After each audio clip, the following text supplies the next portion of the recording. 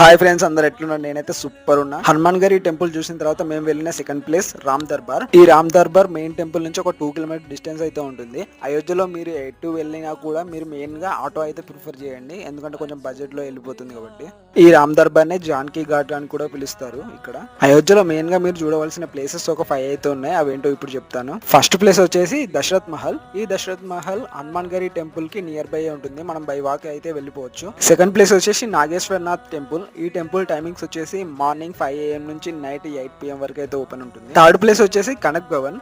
Fourth place వచ్చేసి గుప్తార్ ghat. Fifth place వచ్చేసి రామ్కి పైడి. ఈ రామ్కి పైడి నైట్ టైం విజిట్ చేయండి, బాగుంటుంది. ఇవే కాకుండా ఇంకా అయోధ్యలో చాలా ప్లేస్లు అయితే ఉన్నాయి. సో అవన్నీ నేనైతే విజిట్ చేయలేను, నెక్స్ట్ టైం వెళ్ళినప్పుడు ఖచ్చితంగా విజిట్ చేయాలి. సో ఇవన్నీ ప్లేస్లు మీరు తిరగడానికి బెస్ట్ వే అని చెప్తే ఆటోలో అయితే వెళ్ళండి. పర్ పర్సన్ కి 200 రూపీస్ అయితే ఛార్జ్ చేస్తారు. అయోధ్య నుంచి మేమైతే కాశీకి అయితే వెళ్ళాం. సో నా నెక్స్ట్ వీడియోస్ కాశీ వీడియోస్ వస్తాయి. మీకు కనుక నచ్చినట్టయితే లైక్, షేర్ అండ్ సబ్స్క్రైబ్.